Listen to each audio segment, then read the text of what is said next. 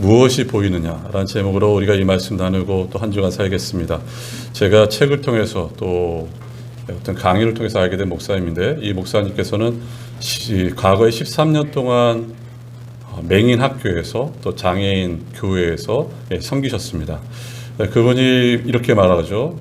앞을 못 보는 분들의 고통을 제가 어떻게 다 알겠습니다만 13년의 그 과정을 통해서 약간의 그분의 고통을 알게 되었다, 이렇게 말하고 있어요. 이분이 섬기는 교회는 목사님도 맹인이고 또 장로님들도 맹인이고 모든 성도님들 다 맹인이었어요. 보는 사람은 오직 이분밖에 없었답니다. 그런 가운데 이 교회에서 이 장로님 중에서는 또 전파상을 하신 분도 계셨대요. 여러분, 보지 않는데 어떻게 라디오를 고치고 TV를 고치겠어요? 근데 참 놀라운 것은 한쪽 감각이 막히면 다른 감각을 또 하나님께서 여시는구나, 이것을 깨닫게 되었고, 또 어느 날은 한 성도님과 이제 신방길을 가는데 이 성도님도 앞을 보지 못하니까 본인이 앞에서 인도하다가 보니까 이 성도님이 이렇게 말하더래요. 공사가 많이 진행됐네. 그래서 깜짝 놀랐대요. 아니, 보지 못한 사람이 어떻게 저렇게 얘기할까? 보니 그 내용은 이제 공사를 하다 보니까 흙더미를 좀 쌓아놓는데 그 흙더미를 평상시 길과 다르기 때문에 공사가 많이 진행됐구나, 이렇게 표현한 것이죠. 근데 이분들의 목적은 딱 한 가지입니다. 보고 싶은 것이에요. 눈을 떠서 보고 싶은 것입니다. 어느 날 교회 예배가 다 마치고 비가 많이 왔는데 성도님 다 가시고 한 여자 청년이 앞에서 피아노 치고, 왜냐하면 눈이 안 보이기 때문에 자기를 데리고 오는 사람을 기다리다가 이제 피아노 치고 있고 본인은 이제 청소하고 있는데 갑자기 쾅 소리가 나서 깜짝 놀라서 피아노에 가봤더니 이 청년이 막 흐느껴 우는 것이에요. 왜, 무슨 일이 있었냐 물어봤더니 자기가 이게 비가 오는데 혼자 가지 못한 그 처지, 그 여태껏 쌓였던 울분이 막 터져 나오는 것이죠. 그러니까 이들의 모든 공통점은 뭐냐면 보고 싶은 것입니다. 이사야의 말씀에 보면요, 종말의 완성의 시대는 어떤 일이 일어날까? 보지 못한 자들이 보게 되고 듣지 못한 자들이 듣게 되고 말하지 못한 자들이 말하게 된다, 이렇게 말하고 있어요. 우리가 지금 마가복음을 계속 묵상하면서 예수님께서는 듣지 못한 자를 듣게 하시고 오늘 본문에서 또 보지 못한 자를 보게 하시는데요, 예수님이 이런 사건을 통해서 단순히 치유 사건만을 얘기하고 있지 않습니다. 그가 종말적인 완성의 의미를 지금 말씀하고 있는 것이죠. 종말이란 것은 예수님이 오심, 초림과 다시 오실 재림 사이를 종말이라고 말합니다. 그럼 지금이 종말 시대예요. 우리가 지금 이 종말 시대를 살고 있습니다. 그럼 우리는 어떤 마음으로 살아야 되는가? 종말론적인 마음을 가지고 살아야 돼요. 쉽게 말하면 내가 오늘 하나님께 부름을 받을 수 있겠다, 내가 오늘 죽을 수 있구나, 오늘 내가 마지막일 수 있다, 이런 마음을 가지고 사셔야 됩니다. 여러분, 그럼 만약에 우리가 오늘 이 날이 마지막 날이라 생각하면은 지금 우리가 드려진 이 예배가 마지막 예배입니다. 그렇다면 이 예배를 건성으로 드릴 수 있겠습니까? 전력으로, 전심으로 드리겠죠. 오늘 만나는 사람이 마지막이라 생각하면 내가 사랑하는 아내가, 남편이, 나의 자녀들, 성도님들, 그리고 주변의 이웃들이 마지막이라 생각하면 얼마나 애틋하겠어요? 우리의 자세가 바로 이렇게 사셔야 됩니다. 오늘 예수께서 베세다 마을에 가셔서 베세다 맹인을 고치시는 장면을 살펴보겠는데요. 첫 번째, 베세다의 맹인 무엇이 보이느냐입니다. 예수님께서는 이 베세다에 오시는데요, 이 베세다, 이 말씀은 지난 주일날 4,000명을 7병이어 4,000명을 먹이시고, 그리고 오늘 다음 주에 살펴볼 빌립보 가이사라의 그 내용 가운데 있는 것이 베세다 이 내용임을 알 수 있습니다. 쉽게 말하면 예수님께서 7병이어로 4,000명을 먹이시고, 또한 바리새인들이 표적을 구했지만 표적을 거부하시고, 그리고 제자들이 마음이 둔한 것을 책망하셨던 내용을 우리가 함께 살펴봤습니다. 제자들은 여전히 예수님 누군지 알지 못해요. 그들이 떡이 한 개밖에 없다는 것을 알고 크게 두려움을 떨 때 이 제자들에게 말씀하셨던 것은 너희가 바리새인의 누룩과 헤롯의 누룩을 주의하라 말씀하셨는데, 여전히 이 제자들은 수근수근 거리고 우리가 떡을 가져가지 않지, 이렇게 생각할 때 예수님께서 이들에게 책망하신 내용은 이것입니다. 너희가 아직도 깨닫지 못하며 또 아직도 알지 못하느냐? 너희가 어찌 마음이 이렇게 둔하느냐? 너희가 보아도 보지 못하고 들어도 듣지 못하고 어떻게 기억하지 못하느냐, 이렇게 말씀하세요. 그 말씀 후에 오늘 이 기적의 사건으로 연결하고 있는 것이죠. 22절 말씀 한번 보실까요? 베스다 이름에 사람들이 맹인 한 사람을 데리고 예수께 나와 손대시기를 구하거늘 기나했어요. 예수님과 제자들 베세다에 머물게 됩니다. 이러죠. 베세다는 어부들의 집입니다. 갈릴리 북부 지역에 있는 작은 어촌이에요. 이 베세다란 이 지명을 정확하게 쓴 이유는 예수님의 이적의 사실성을 드러내고 있는 것입니다. 또 오늘 22절 보니까 베세다 사람들이 이 맹인을 데리고 예수님께 나옴을 보게 돼요. 이 사람들이 참 마음이 귀합니다, 여러분. 마치 앞선 마가복음 2장 1절부터 중풍병자를 내 친구가 예수님께 데리고 나오죠. 지붕을 뚫고 나옵니다. 근데 그들이 어떤 마음을 데리고 나오는가? 사랑과 협력과 믿음을 가지고 예수님께 나올 때 그들을 예수께서 중풍병자를 고쳐주셨어요. 마찬가지로 이 베세다 이 사람을 이들이 데리고 나왔어요. 마가는 이것을 암시하고 있습니다. 이들의 마음 가운데 긍휼과 사랑과 협력과 믿음의 마음을 가지고 나옴을 우리가 알 수 있는 것이죠. 우리는 이런 마음을 가지셔야 돼요. 이렇게 주변의 사람들을 사랑하며 예수님께 인도하는 그런 마음을 가지셔야 됩니다. 쉽게 정죄하거나 판단하시면 안 됩니다. 이 맹인 사건과 함께 요한복음 9장에 보면 날 때부터 맹인된 자가 있어요. 사람들은 이렇게 질문하죠. 제자들도 저 사람이 누구의 죄 때문에 저렇게 앞을 못 보게 됐습니까? 부모의 죄입니까? 아니면 저 사람의 죄 때문입니까? 이렇게 물을 때 예수께서 저 사람을 통해서 하나님의 영광을 드러내고자 함이라 말씀하셨어요. 사람들이 쉽게 말하는 것이 쉽게 정죄하고 추정하고 추측하고 판단할 때가 참 많아요. 그래서 많은 오해를 일으킵니다. 제가 이분도 마찬가지예요. 제가 책을 통해서 알게 된 목사님인데 이 목사님도 지금 목회 잘 하시는 분인데 원목이란 과정을 거치셨대요. 원목이란 건 이제 병원의 목사님인데 이 과정을 거치면서 이제 원목 과정 같은 교육을 받는데 두 가지 단어를 문장이 아직 귀에 못이 박도록 들었답니다. 그 하나가 어떤 것인가? 원목은 들어줘야 된다. 들어줘야 된다. 그러니까 쉽게 말하면은 환자들이 자기를 찾아서 아픔과 상처를 말할 때 무조건 들어주라 이렇게 말하고 있어요.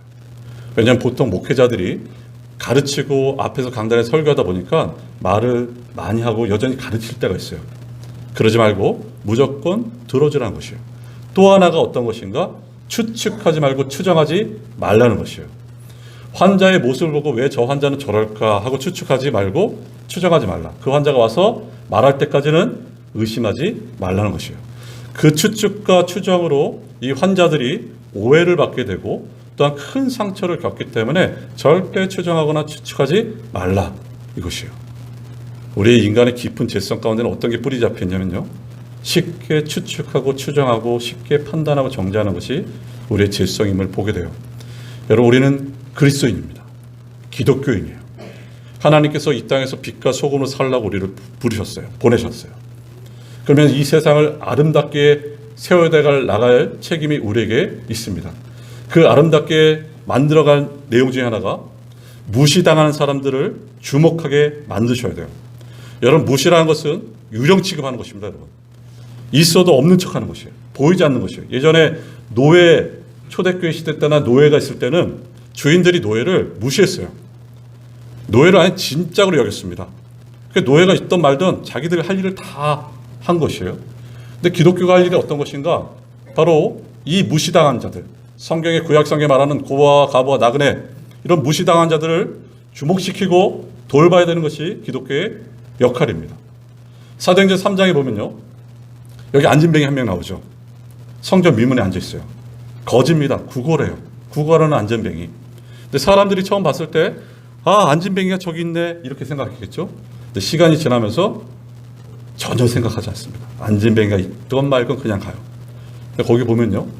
사도 베드로와 요한이 이 안진뱅이 구걸한 안진뱅이를 주목하였다. 그래서 주목하였다. 그래서 이렇게 말하죠. 은과 금은 내게 없지만 내게 있는 건 내게 주노니 곧 나사렛 예수의 이름으로 일어나 걸으라 이렇게 말하고 있어요. 이게 바로 그리스도인의 삶입니다. 여러분. 그리스도의 삶은 옆에 사람들과 협력과 사랑과 그리고 격려를 배려를 그리고 세워나가는 자들이에요. 교회 안에도 주목받지 못한 자들을 주목하는 자들, 내 이웃들 주목하는 자들, 이게 바로 그리스도인입니다. 여러분. 근데 이 모습을 보여주신 분이 바로 예수님이세요. 여러분 예수님이 어떻게 하시는지 보세요. 23절 말씀 보실까요? 예수께서 맹인의 손을 붙잡으시고 마을 밖으로 데리고 나가사 눈에 침을 뱉으시며 그에게 안수하시고 무엇이 보이느냐 물으시니 이렇게 말했어요. 예수님은 이 맹인을 치유라 하시는데 세 가지 단계를 거치십니다. 손을 잡고 마을 밖으로 나가셨어요. 왜 손을 잡고 마을 밖으로 나가셨을까? 네, 그 이유는 예수님의 정체가 노출되지 않기 위한 것도 있고, 또 하나는 이 사람의 마음을 평안하게 하기 위해서 마을 밖으로 나간 것입니다. 그리고 오직 예수님께 집중하게 하고자 마을 밖으로 나갔어요. 근데 또 다른 단계가 어떤 거냐면요, 이 사람을 어떻게 고쳤냐면요, 말씀을 고치지 않으시고 침을 뱉으셔서 고치셨어요. 왜 침을 뱉으셔서 고치셨을까? 여러 가지 이유가 있겠죠. 근데 이유 중에 하나는 이렇습니다. 침을 뱉은 이유는 예수님의 감정을 그 사람의 그대로 표현한 것입니다. 경멸하거나 모욕한다는 의미가 절대 아니고, 이 사람이 지금까지 그 비통함, 아픔, 고통, 그 슬픔과 눈물을 내가 다 안다, 내가 공감한다, 이제 내가 너의 짐을 지겠다, 이게 바로 침을 뱉은 행위셨습니다. 여러분, 예수께서는 우리를 공감하실 뿐만 아니라 우리의 짐을 다 지시는 분이 주님이세요. 그래서 마태복음 11장 28절에서도 이렇게 말씀하시죠. 수고하고 무거운 짐진 자들아 다 내게로 오라, 내가 너희를 지게 하리라 말씀하세요. 나는 마음이 온유하고 겸손하니 내게로 와서 배우라 말씀하세요. 그분이 바로 예수님이세요. 정말 감사하게도 수고하고 무거운 짐을 가지고 나오는데, 그 주님은 쉬시는 주님이 아니시고 연중무휴의 하나님이십니다. 여러분. 그래서 시편 68편 19절 20절을 보면요, 이렇게 나와있죠. 날마다 우리 짐을 져주시는 구원의 하나님, 이렇게 나와있어요. 날마다 우리 짐을 져주시는 하나님이신데, 그분은 어떤 하나님인가? 구원의 하나님이고, 또한 그 구원의 하나님은 사망에서 벗어나게 하신 하나님이다, 이렇게 말하고 있어요. 그 주님께서 지금 공감하실 뿐만 아니라 우리 짐을 져주십니다. 그리고 주님께서 세 번째 단계는 친히 안수하세요.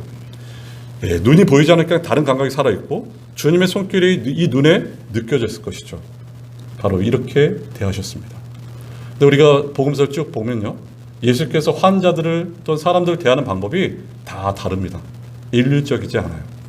여기 계신 분들 주님께서 대하시는 방식이 다 다릅니다. 사랑하는 마음을 가지고 은혜를 베풀 때 다양하게 베푸세요. 어떤 분들은 일상에서 은혜를 받고, 어떤 분들은 예배 가운데, 말씀 가운데, 금식 기도와 기도 가운데 하나님의 은혜를 누릴 때가 있습니다. 우리를 대하시는 방식이 다 달라요. 획일적이지 않습니다. 다 다양한 사람들이 모여요. 다 다양한 사람들을 있는 모습 그대로 인정하신 분이 바로 우리 주님이십니다. 그래서 주께서 이렇게 말씀하시죠. 무엇이 보이느냐, 이렇게 말씀하세요. 안수하시고 나서 무엇이 보이느냐 말씀하세요. 두 번째 우리가 살펴볼 것은 모든 것을 밝히 보는지라. 신앙은 자라나는 것입니다. 우리 24절 말씀 보실까요? 쳐다보며 이르되 사람들이 보이나이다, 나무 같은 것들이 걸어가는 것을 보나이다 하거늘, 이렇게 나있어요. 예수께서 무엇이 보이냐고 질문할 때 이 사람이, 이 맹인이 이렇게 대답합니다. 사람들이 보이나이다. 나무 같은 것들이 보여요. 걸어다니는 것들이 보여요.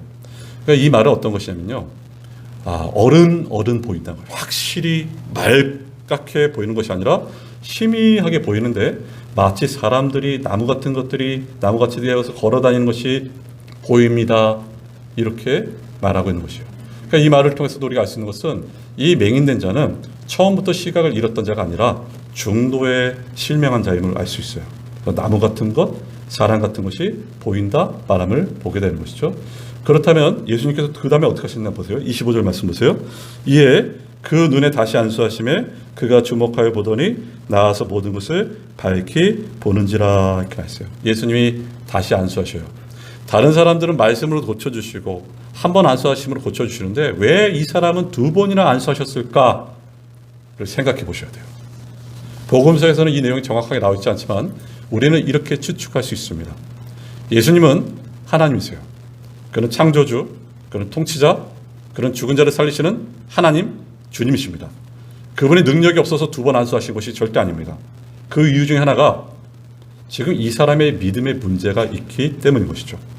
지금 이 맹인은 자기 스스로 나올 수 없었고, 뿐만 아니라 사람들에 이끌려서 예수님 앞에 나왔습니다. 이 사람의 믿음이 그렇게 크지 않았습니다. 믿음이 그렇게 뛰어나지 않았어요. 그래서 어떻게 보면 그런 면을 우리가 볼 수 있죠. 믿음이 있었다면 옷자락만 손을 대어도 나을 수 있었고, 나사렛 사람들이 그들이 예수를 믿지 않기 때문에 거의 예수께서 그들의 병을 고쳐주지 않으셨어요. 믿음의 문제로 우리가 생각할 수 있고, 하지만 더 근본적인 얘기는 여기 있습니다. 왜 예수께서 2번 안수하셨을까? 25절 말씀 다시 한번 보세요. 이렇게 나와 있어요. 이에 그 눈에 다시 안수하심에 그가 주목하여 보더니 나아서 모든 것을 밝히 보는지라 하게 했어요. 두 번째 안수하실 땐 주목하여 보더니, 이 보더니라는 뜻은 뚫어지게 직시하다는 뜻이에요. 그리고 이 사람이 밝히 보게 되었다 얘기는 계속해서 보게 되었다. 그러니까 완전히 모든 것을 보게 된 상태가 이 사람의 상태가 됨을 보게 되는 것이죠. 예수님은 이 맹인을 볼 수 있게 하셨습니다. 그러나 처음부터 보게 하시지 않았어요. 처음에 안수할 때는 희미하게 보이게 하셨다가 두 번째 안수할 때는 완전하게 보이게 하셨어요. 그러면 이 의미가 뭘까 이것이에요. 마치 요한복음 9장에서 날 때부터 맹인된 자를 예수께서 고치셨을 때 이 맹인된 자가 예수님께 고백하는 장면이 요한복음 9장에서 쭉 나와 있는데 그 고백이 점점점 점차적으로 높게 고백함을 우리가 알 수 있어요. 마찬가지처럼 신앙은 점차적으로 자라나는 것이 신앙입니다. 신앙은 한 번에 완성되지 않습니다. 신앙은 계속해서 자라남을 여기서 알 수 있는 것이죠. 이 맹인의 이 고쳐준 눈 뜨는 사건을 통해서 이 사실이 굉장히 의미심장한 것은 제자들에 대한 메시지 중에 하나입니다. 제자들은 마가복음 4장 11절의 말씀 보면요, 하나님 나라의 비밀을 외인에게는 알리지 않으셨고 제자들에게는 이 하나님 나라의 비밀을 허락받은 자들로 간주되었어요. 그래서 이 제자들은 눈을 떴습니다. 거듭난 자들, 영적으로 눈을 떴어요. 하지만 눈을 떴지만 온전히 뜨지 못했어요. 여전히 눈이 희미한 상태로 주님이 누구신지 제대로 알지 못했던 것이 바로 제자들이에요. 그 내용이 마가복음 6장 52절과 마가복음 8장 17절 18절에 기록되어 있는데, 먼저 마가복음 6장 52절에 이렇게 나와 있어요. 한번 보실까요? 이는 그들이 그 떡 떼시던 일을 깨닫지 못하고 도리어 그 마음이 둔하여 졌음이라 이렇게 나와 있어요. 그러니까 이 말씀의 배경은 이런 내용이죠. 예수께서 오병이어 사건을 베푸시고 나서 본인은 한적한 곳에 가서 기도하시고 제자들은 이제 힘써 노를 젓고 큰 풍랑과 어려움을 만날 때 예수께서 그들을 찾아가십니다. 제자들의 고백은 유령이다 외쳤어요. 근데 예수님이 뭐라 말씀하시냐면 내니 두려워하지 말라. 그리고 그 배에 올라가시니 바람이 그치게 돼요. 이 바람이 그치를 보고 이 제자들이 심히 놀라게 됩니다. 근데 이들이 왜 놀랐을까? 그 이유를 마가복음 6장 52절은 이렇게 말하고 있어요. 한번 보세요. 이는 그들이 그 떡 떼시던 일을 깨닫지 못하고 도리어 그 마음이 둔하여 졌음이라 이렇게 했어요. 그러니까 눈은 떴지만 예수님을 믿었지만 믿음의 눈이 온전히 떠지지 않았던 것이 바로 제자들이에요. 지난주일도 마찬가지죠. 예수님과 함께 배를 타고 가는데 떡 한 개밖에 없다. 어떡하지? 이 떡 한 개를 우리가 어떻게 먹지? 그럴 때 예수님 말씀하신 것은 헤롯의 누룩과 바리새인의 누룩을 주의라 말씀하셔서 불구하고 여전히 수근거려요. 야, 우리가 떡을 가지고 아직 안 왔구나. 근데 예수님 말씀하신 것이 아까 초반에 말씀하신 것처럼 어찌 이렇게 마음이 둔하냐? 어떻게 보아도 보지 못하고 들어도 듣지 못하고 그 앞서 행한 일을 기억하지 못하냐? 7병이여 보리떡 7개와 물고기 2마리로 4,000명을 먹인 사건을 너희가 보았음에도 불구하고 어떻게 기억하지 못하냐 이렇게 말하고 있어요. 한마디로 이 말씀을 통해서 우리가 알 수 있는 것은 제자들은 하나님 나라의 비밀을 허락받아서 보긴 보지만 희미하게 본 것이에요. 온전히 보지 못했습니다. 하나님 나라의 비밀을 허락받은 자들은 희미하게 봐서는 안 됩니다. 온전히 봐야 돼요.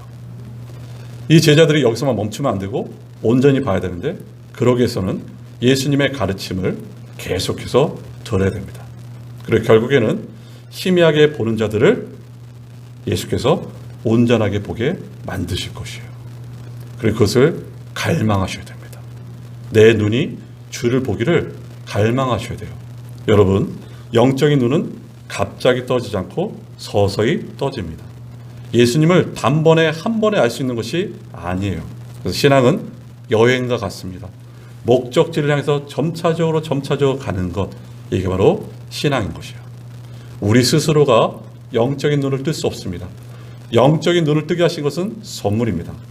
우리 스스로가 구원을 받거나 영적인 눈을 뜰 수가 없어요. 이것은 하나님의 선물이에요. 하나님께서 구원케 하시고 하나님께서 눈을 뜨게 하셔야지만 볼 수 있는 것입니다. 그래서 사랑하는 여러분, 우리 날마다 갈구하셔야 돼요. 내 눈이 더 떠지기를 갈구하셔야 됩니다. 내가 주를 보기를 날마다 사모하시며 기도하셔야 돼요. 신앙은 성장해야 돼요. 신앙은 정말 점점 주님을 닮아가셔야 됩니다. 만약에 여러분 신앙이 성장하지 않고 장성하지 않으면 그건 굉장히 불행한 것입니다. 아이가 태어났는데 어느 정도 자라다가 수십 년 동안 어린아이 모습으로 있다 생각해 보세요. 주변의 모든 사람들이 다 괴롭고 걱정할 수밖에 없습니다. 왜? 배가 바다 한가운데 떠 있는데, 도시에 올라가 있는데 왜 배가 가지 않을까? 그 이유는 닷을 내려놨기 때문이에요. 그 닷이란 요한일서 2장 16절의 말씀처럼 육신의 정욕, 안목의 정욕, 이생의 자랑, 또한 제약의 닷을 내려놨기 때문에 신앙이 성장하지 않는 것입니다. 우리는 신앙이 장성해져야 되고 성장하셔야 됩니다. 언제까지 멈춰 계시겠어요? 언제까지 머뭇거리시겠습니까? 바로 우리의 신앙이 장성한 분량까지 이루셔야 돼요. 에베소서 4장 13절은 이렇게 말하고 있습니다. 우리가 다 하나님의 아들을 믿는 것과 아는 일에 하나가 되어 온전한 사람을 이루어 그리스도의 장성한 분량이 충만한 데까지 이르리니 그라 했어요. 교회 머리는 예수 그리스도시고 우리는 그 지체입니다. 여기 4장 13절에 온전한이라는 얘기는 성장하다, 성숙하다는 의미를 담고 있습니다, 여러분. 그리고 여기서 그리스도의 장성한 분량이 충만한 데까지 이르리니 이렇게 나와 있는데, 그리스도의 장성한 분량이 충만한 데까지 이른다, 이 말은 교회의 모든 목표는, 목회자와 성도님들의 모든 목표는 오직 한 가지입니다. 예수님을 닮아가는 것이 우리의 목표가 되셔야 돼요, 여러분. 다른 것 없어요, 여러분. 주님을 닮아가셔야 돼요. 주님을. 예수님 닮아가셔야 돼요. 그분의 겸손함, 그분의 온유하심, 그분의 낮아지심, 그분의 헌신, 그분의 희생, 이게 바로 그리스도의 장성한 분량에 이르기까지 가는 것입니다. 하나님 이것을 우리에게 원하세요. 하나님께서 우리에게 원하시는 것은 어떤 큰 일만 천천의 긍미 아닙니다, 여러분. 겸손히 우리와 동행하시길 원하시고 우리가 자라나기를 원하세요. 부모들이 자녀들이 성장하고 자라기를 원하신 것처럼 저와 여러분들이 하나님은 자라나기를 원하세요. 이렇게 그리스도의 장성한 분량에 이르기까지 한 사람을 소개합니다. 제가 주중에 어떤 글을 보다가 정말 도전이 됐습니다. 사무엘 무어라는 선교사님이세요. 1892년에 우리나라에 들어왔어요. 그리고 교회를 개척했는데 그 개척한 이름의 교회 이름이 곤단골 교회입니다. 이 곤단골 교회는 여러모로 많이 알려졌죠. 백정들이 사는 마을에 세워진 교회입니다. 그러니까 백정교회라고 소문났어요. 근데 곤단골 교회가 세워지고 그 다음에 이듬해 다음에 청일전쟁이 일어나고 또 많은 사람들이 다치게 됩니다. 그런데 이 사무엘 무어 선교사님과 같이 사역했던 에비슨이라는 선교사님이 계신데 이분은 제중원에서 고종 황제의 주치의였습니다. 사람들이 다치니까 곤단골 교회에서 사람들을 고친다는 소문이 나기 시작해요. 그러니 곤단골 교회에 양반과 상놈할 것이 다 오게 됩니다. 수많은 사람들. 이건 있을 수 없는 일이에요. 마치 유대인과 이방인이 하나가 될 수 없었듯이 양반과 상놈들이 같은 자리에 있을 수 없었는데 그런 일이 벌어졌어요. 이 사무엘 무어 선교사님이 늘 강조했던 것은 묻지마 사랑이었어요. 묻지마 사랑. 묻지마 원칙이에요. 그 묻지마 사랑 원칙은 10가지인데 여러분 한번 들어보세요. 이것을 묻지 말라는 것이에요. 첫째, 신분을 묻지 말라. 둘째, 직업을 묻지 말라. 셋째, 계급을 묻지 말라. 넷째, 당파를 묻지 말라. 다섯째, 학벌을 묻지 말라. 여섯째, 재산을 묻지 말라. 일곱째, 고향을 묻지 말라. 여덟째, 나이를 묻지 말라. 아홉째, 소속을 묻지 말라. 열 번째, 과거를 묻지 말라. 이것이에요. 나의 기준과 나의 가치로 다른 사람 판단하지 말라. 나의 기준으로 다른 사람 사랑하지 말고 아무런 조건 없이 다른 사람을 사랑하라. 이것이에요. 이게 묻지마 원칙입니다. 근데 우리 예수님께서 이렇게 사랑하셨어요. 여러분, 우리의 계급과 직분을 보시고 우리의 재산을 보시고 우리의 과거를 보시고 사랑하신 것이 아닙니다. 여러분, 그분은 우리 자체를 사랑하셨어요. 그리고 우리가 어느 때 사랑하셨는가? 로마서 5장 6절 이하에 보면은 이럴 때 사랑하셨어요. 우리가 연약할 때, 우리가 경건하지 못할 때, 우리가 죄인 되었을 때, 우리가 원수 되었을 때 우리 주님께서 우리를 사랑하셨습니다. 바로 이것이 예수님을 닮은 사랑이에요. 사랑 여러분, 우리 교회 목표는 하나가 되길 바랍니다. 그 목표는 예수님을 닮는 것이 우리 목표입니다. 여러분, 목회자인 저도 사랑 여러분 모두도 삶의 목표는 한 가지예요. 먼저 예수를 닮는 것이에요. 예수를 쫓는 것이고 예수를 따라가는 것이 우리 교회의 목표가 되어야 됩니다. 여러분, 그런 가운데 예수께서 이렇게 말씀하세요. 끝에 26절 보세요. 예수께서 그 사람을 집으로 보내시며 이르시되 마을에는 들어가지 말라 하시니라 이렇게 했어요. 고치시고 나서 마을에 들어가지 말고 집으로 가라. 왜 이렇게 말씀하셨을까요? 그 이유 중에 하나 이것이겠죠. 예수님이 이 땅에 죽으러 오셨습니다. 자기 백성의 죄를 걷고자 십자가에 죽으러 오셨어요. 그게 복음의 메시지입니다. 근데 이 사람이 마을로 들어가면 아직 연약한 자들은 예수님의 능력을 보게 되고 저분이 정치적 메시아다 이렇게 생각하고 왜곡할까 봐 마을로 들어가지 말라 말씀하셨어요. 그때로 우리가 세 번째 살펴볼 것은 예수님 우리를 끝까지 사랑하십니다. 무엇이 보이냐 물으신 것은 맹인의 눈을 완전히 고쳐주시기 위한 것이죠. 예수님은 우리의 심령을 고치시다가 중도에 포기하신 분이 아닙니다. 우리의 심령을 온전히 고치셔요. 그는 포기하지 않았어요. 무엇이 보이느냐? 희미한 것이 보입니다. 그래, 또 완수하자 완전하게 보이게 하신 것처럼 주님은 포기하지 않았어요. 포기하지 않을 뿐만 아니라 우리를 사랑하시되 끝까지 사랑하십니다. 요한복음 13장 1절 말씀 보세요. 이렇게 나와 있습니다. 유월절 전에 예수께서 자기가 세상을 떠나 아버지께로 돌아가실 때가 이른 줄 아시고 세상에 있는 자기 사람들을 사랑하시되 끝까지 사랑하시니라 이렇게 나와 있어요. 여기 말한 때라는 것은 십자가를 짊어질 때가 가까워졌음을 말하고 있고, 또한 사랑하시되 자기 사람들을 끝까지 사랑하셔요. 근데 사랑하시되 끝까지 사랑하시고 나서 행하신 일이 발을 씻깁니다. 제자들 발을. 우리가 예전에 수련회 갔을 때 세족씩 이렇게 발 많이 씻었죠. 그 이유 중에 하나가 겸손, 예수님처럼 낮아져라, 그 겸손의 의미도 있겠지만 유대 문화권에 들어가면 이 발을 씻는다는 것은 혈연 관계입니다. 너랑 나랑은 가족이다. 너와 나는 뗄래야 뗄 수 없고 같은 운명이다 이것이에요. 그렇기 때문에 내가 너를 결코 포기하지 않을 것이다 이것이에요. 사랑하는 여러분, 우리가 넘어지고 쓰러졌다고 해서 주님께서 우리를 포기하지 않으십니다. 너 됐다, 여기까지다 이렇게 말씀하지 않으세요. 그는 우리를 포기하지 않으세요. 2002년도에 우리나라에서 월드컵이 있었습니다. 안정환 선수가 페널티킥을 실축했어요. 그때 감독이 히딩크 감독이었는데 보통 감독들은 페널티킥을 실축하면 교체시킵니다. 왜냐하면 이 선수가 미워서가 아니라 실축한 선수들은 위축되기 때문에 게임을 제대로 뛰지 못하기 때문에 바꿔요. 근데 히딩크가 바꾸지 않고 안정환을 계속 뛰게 했어요. 근데 결승골을 누가 넣었냐면 안정환 선수가 넣습니다. 믿고 맡긴 것이에요.